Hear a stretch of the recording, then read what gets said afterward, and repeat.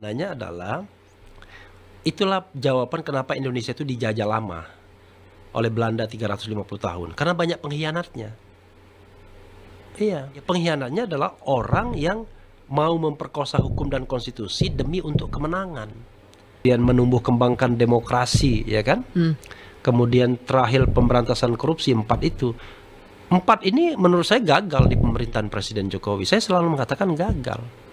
Dengan indikator yang bisa. Insya Allah nanti akan ada kejutan yang sedang dilakukan oleh Pak Prabowo untuk mengambil keputusan-keputusan politik untuk DKI Jakarta. Nama-namanya udah ada? Insya Allah nanti tunggu waktu sebentar ya untuk diumumkan. Sudah di dalam kantong. Orang menaruh harapan, banyak calon-calon baru yang calon kejutan akhirnya bisa menang. Kita ingat dulu Pak Jokowi adalah kejutan. Ya, tiba-tiba Gerindra, PDI yang semula mau mencalonkan kembali Pak Fauzi Bowo mencalonkan Pak Jokowi. Begitu juga Pak Anies diputus pada last minute ya. Nah, yang begini-beginian ternyata kansnya besar menang di Jakarta. Ya. Terkait perbincangan Pilkada 2024, tentu wajib hukumnya untuk semua partai menentukan kader terbaiknya atau menentukan calon-calonnya, ya. Pernyataan Bang Refli Harun atau Profesor Refli Harun yang seolah-olah memang Pak Jokowi ini adalah tidak ada benarnya di mata beliau, di mata Refli Harun. Ya, bagaimana hukum yang katanya dirobek-robek dan semuanya yang katanya Pak Refli Harun ini. Namun di sisi lain, ketika Pak Anies sudah dimunculkan beberapa hari yang lalu dan berpasangan dengan Sohibul Iman, Partai Keadilan Sejahtera juga sudah mendeklarasikan pasangan Anies Baswedan dengan Sohibul Iman untuk maju di Pilkada Jakarta. Namun sejauh ini partai-partai yang lain seperti PDIP, terus PKB, dan Partai Koalisi Indonesia Maju juga masih belum menentukan sikap.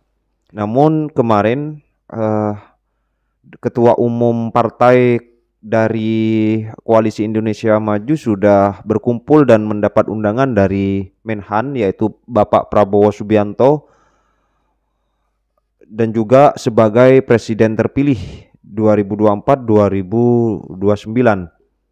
Tentu di sana dari semua ketua umum partai ada satu yang memang menarik di sana adalah adanya Pak Erick Thohir.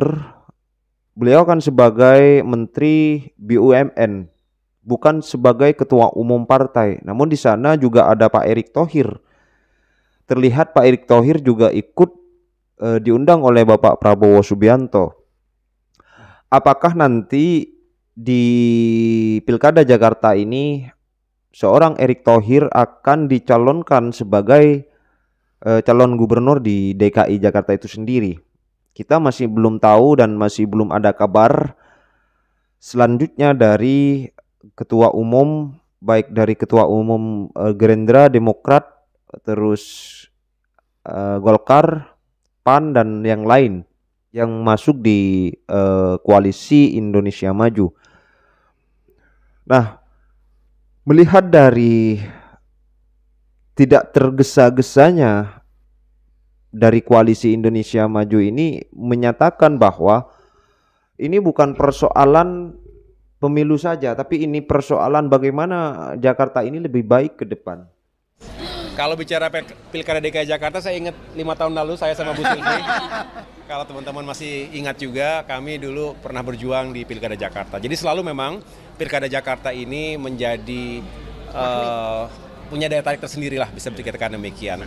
Nah, oleh karena itu tentu kami juga tidak tergesa-gesa, tidak terburu-buru, waktunya masih ada, walaupun tentu semangatnya kami sendiri Partai Demokrat dan teman-teman yang ada di Koalisi Indonesia Maju masih mencari sosok yang paling tepat, figur yang paling punya kans yang baik untuk menang.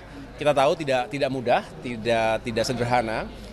Pasca pemilu kemarin juga terus kita hitung dengan baik kira-kira petanya seperti apa saat ini di DKI Jakarta maupun di provinsi-provinsi lain. Karena tarikannya juga tidak hanya DKI Jakarta, ada ke Jawa Barat, ada ke Jawa Tengah, ke Jawa Timur, dan lain sebagainya. Tetapi kami juga masih terus melihat survei yang terakhir. Karena bagaimanapun kita ingin begitu sudah yakin baru benar-benar bisa dideklarasikan dengan jelas lah begitu ya, supaya masyarakat juga bisa mengetahuinya. Tapi hari ini masih dihitung. Saya melihat dari Mas AHY, Ketua Umum Partai Demokrat, sebelum masuk di koalisinya Pak Jokowi, kita ketahui semua bahwa Demokrat gencar sekali dari awal untuk mencalonkan, baik itu mencalonkan presiden, mencalonkan gubernur, mencalonkan bupati. Tapi ketika Partai Demokrat masuk di dalam koalisi Indonesia Maju atau masuk di koalisinya Pak Jokowi, Partai Demokrat lebih kalem. Bawaannya saya lebih tertarik ke Mas AHY ya, bagaimana dia sikapnya untuk mencari atau menentukan calon yang bisa menang gitu. Artinya memang penentuan ini tidak terburu-buru dari koalisi Indonesia Maju. Kemarin sempat diisukan bahwa Ridwan Kamil akan maju di Pilkada Jakarta yang bisa menyaingi Pak Anies Baswedan. Tapi faktanya partainya Pak Ridwan Kamil, yaitu Partai Golkar, tidak menyetujui Pak Ridwan Kamil untuk maju di Pilkada Jakarta itu sendiri. Partai Golkar lebih setuju Pak Ridwan Kamil maju di Gubernur Jawa Barat. Di sisi lain Gerindra pengen Pak Ridwan Kamil maju di DKI Jakarta. Di sisi lain partainya Pak Ridwan Kamil, Golkar, tidak menyetujui. Ini kan menjadi paradok untuk koalisi Indonesia Maju, menjadi sebuah persoalan di internal koalisi Indonesia Maju. Dari pertemuan kemarin, undangan dari Pak Prabowo Subianto, di sana ada Pak Erick Thohir. Kecurigaan masyarakat, kecurigaan semua elit-elit adalah bahwa yang akan direkomendasikan untuk maju di Pilkada Jakarta yaitu Pak Erick Thohir. Ini masih opini publik, narasi-narasi yang memang masih belum tahu kepastiannya seperti apa. Nah, bagaimana tanggapan teman-teman semua ketika nanti Pak Erick Thohir yang maju di Pilkada Jakarta? Bagaimana tanggapan dari rekan-rekan semua? Ya, mari kita simak cuplikan video. Jangan sampai di-skip. Ini dari Bang Fahri Hamzah, yang memang hapus saja pemilihan gubernur biar Pak Jokowi tidak cawe-cawe. Begitu kira-kira. Mari kita simak bersama-sama. Demokrasi ada rule of law-nya juga. Rule of the game-nya gitu. Kalau rule of the game ini jelas kacau. Coba jawab pertanyaannya. Apa kepentingannya partai politik ngasih mandat dipilih rakyat kepada gubernur? Apa coba? Legitimate. Karena kan wewenangnya kan juga besar. Makanya kewenangannya di dalam undang-undang dan di dalam undang-undang dasar adalah kaki tangan pemerintah pusat dengan azas dekonsentrasi. Beda dengan azas desentralisasi dan otonomi yang ada di tingkat 2. Azasnya dekonsentrasi ini cuma kaki tangan pemerintah pusat. Sekarang kalau semua orang merasa mewakili rakyat dan merasa punya rakyat, berkelahi dia. Gubernur merasa punya rakyat, melayani rakyat juga. Akan kampanye juga untuk periode berikutnya. Bupati punya kepentingan lain, partai lain, program lain, berkepentingan juga berkelahi. Sekarang kalau elit berkelahi, rakyat apa? Keselamatan rakyat adalah hukum yang paling tinggi dalam demokrasi. Itu yang kita selamatkan gitu loh. Menurut saya Pak Jokowi harusnya sekarang bikin perpunya, biar nggak dicurigai anaknya akan jadi gubernur DKI. Sekarang bikin perpu tuh, ganti aja itu. Pilgub itu ditiadakan. Biar lebih tenang juga kita. Pemilu itu di tingkat 2 aja, pilkada itu tingkat 2 aja. Sekarang ini ya kalau bisa unit pelayanan sosial terkuat kita itu harusnya desa. Kita punya hampir 80.000 desa, ini yang harus diperkuat. Masa depan bagi keadilan pelayanan publik itu ada di desa sekarang itu. Ya mohon maaf aja, kalau semakin atas itu semakin nggak nyampe barang itu. Coba Anda lihat korupsi pengadaan di Kementerian Sosial. Ketika super mie atau mie instan itu di tendernya di pemerintahan pusat. Nggak nyampe, bos. Coba kalau yang gini-gini itu Anda turunkan ke bawah. Di rakyat kita itu makanan-makanan sederhana itu udah ada industrinya, udah bisa bikinnya. Makanya saya bilang kan kalau program Pak Prabowo nanti makan bergizi dan sebagainya itu janganlah itu ditarik ke pusat. Rakyat kita, desa itu dengan Undang-Undang 16 tahun 2014 yang umurnya sudah 10 tahun telah menciptakan unit pemerintahan yang profesional di bawah. Dan mesti diteruskan. Yang real punya rakyat itu kepala desa, bos. Yang tahu siapa yang sakit, rumahnya yang robek, ya kan, yang bocor, anaknya nganggur, ya kan, baru cerai atau baru jadi orang kaya karena dapat kiriman dari luar negeri. Itu kepala desa. Kita ini kabupaten, apalagi provinsi, nggak kenal rakyat. Memang tidak hak. Bukan, kita nggak bisa punya rakyat itu kalau udah di atas banget tuh. Nggak kenal kita.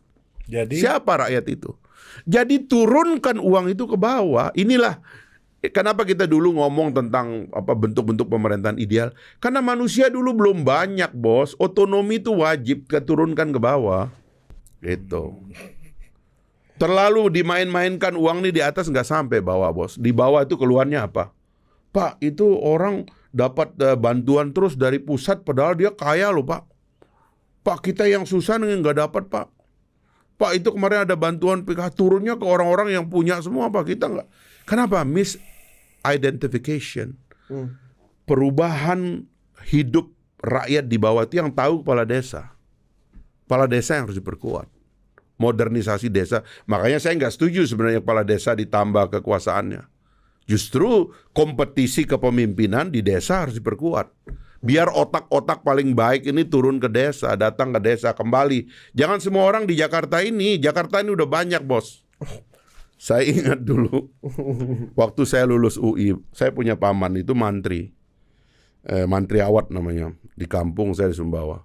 Jadi saya pulang ke Sumbawa sebagai sarjana ekonomi lulusan UI. Wah, di berita di keluarga kan, oh ini ada anak UI satu nih. Fakultas ekonomi lagi, waktu itu lagi banyak-banyaknya menteri kan. Datanglah ini mantri ini ke rumah saya, panggil ibu saya, Yun, mana anakmu itu yang sarjana? Keluar saya. Dia dari mobilnya, mantri itu termasuk mantri yang kaya lah di kampung saya itu. Kamu ndak usah balik lagi ke desa nih, tinggal Jakarta aja. Kenapa? Ini desa saya mau bakar semua katanya. Jadi betapa kita dianggap desa itu dulu nggak penting bagi orang-orang pintar, orang sekolah gitu loh. Sekarang tidak. Orang-orang ini kasih gaji kepala desa itu agak tinggi. Sekarang gaji kepala desa 2 juta. Kasih gaji kepala desa itu 20 juta, bos. Iya. Balik kita semua, Anda pun tinggalkan ini podcast balik jadi kepala desa di kampung. Iya kan? Karena kita ingin real, bos. Nikmat jadi kepala desa itu, bos. Saya punya teman ini yang sekarang mau jadi gubernur NTB ini. Menarik itu. Lalu Iqbal. Saya tanya. Lalu Iqbal bekas dubes Turki. incumbent nggak maju lagi. Nggak tahu lah, dia kan bilang. Dia kan mau jadi bupati. Saya bilang, ngapain ente jadi bupati? Bekas duta besar jadi bupati, saya bilang. Dia bilang gini, saya ingat bapak saya dulu mimpin pesantren. Waktu dia meninggal, yang ngantar ke kubur tuh banyak betul gitu. Karena dikenal oleh rakyat. Saya tuh mau bupati aja. Bupati tuh kayaknya masih dikenal sama rakyat. Saya meninggal nanti mau diantar orang ke kubur tuh banyak orang. Memang real tuh begitu. Nah, kita di Jakarta ini meninggal nggak ada yang tahu, masuk kubur sendiri, bos. Kalau Anda jadi kepala desa, Anda berbuat baik, orang nangis di kuburan Anda, nikmat itu, bos. Di dalam kubur Anda tenang tuh. Kayak pengalaman aja, Pak. Ya, itu cuplikan video dari Pak Fahri Hamzah yang mana menyatakan bahwa bagaimana ketika pemilihan gubernur dihapus saja biar Jokowi atau Pak Presiden tidak selalu dituduh ikut cawe-cawe dalam pilkada serentak 2024. Ya, Pak Jokowi harus buat perpu lah, peraturan presiden lah, Meskipun Pak Presiden atau Pak Jokowi tidak cawe-cawe, hanya elit-elit politik yang iri dengki terhadap Pak Presiden Joko Widodo sebenarnya. Saya tidak menyebutkan dari partai apa dan partai mana. Cuma yang jelas di media sosial hari ini bahwa Pak Presiden Jokowi yang katanya ikut cawe-cawe karena Mas Kaisang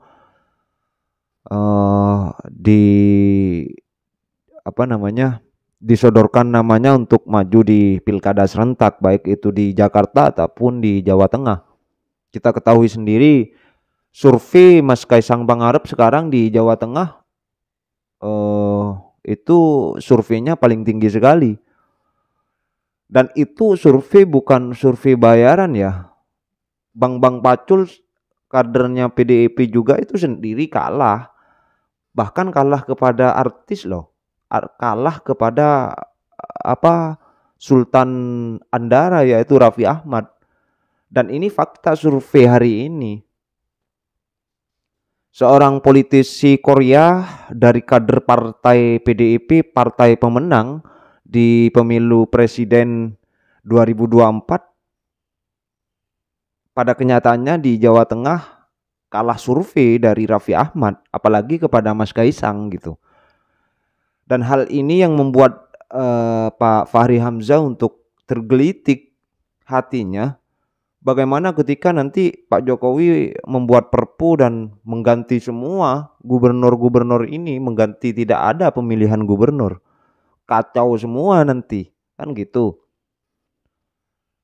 Jadi ayo kita bersama-sama memakai logika berpikir kita masing-masing agar pemilu serentak ini berjalan dengan jujur, adil, dan transparan. Kita sebagai rakyat, kita sebagai masyarakat harus memilih sesuai dengan hati nurani kita sendiri ya. Tidak ada campur-campur Jokowi. Saya memilih suatu pemimpin bukan karena beliau adalah anaknya presiden atau siapa. Tapi memang ini adalah untuk kebaikan Indonesia lebih baik ke depan. Dan menjadikan Indonesia emas di tahun 2045.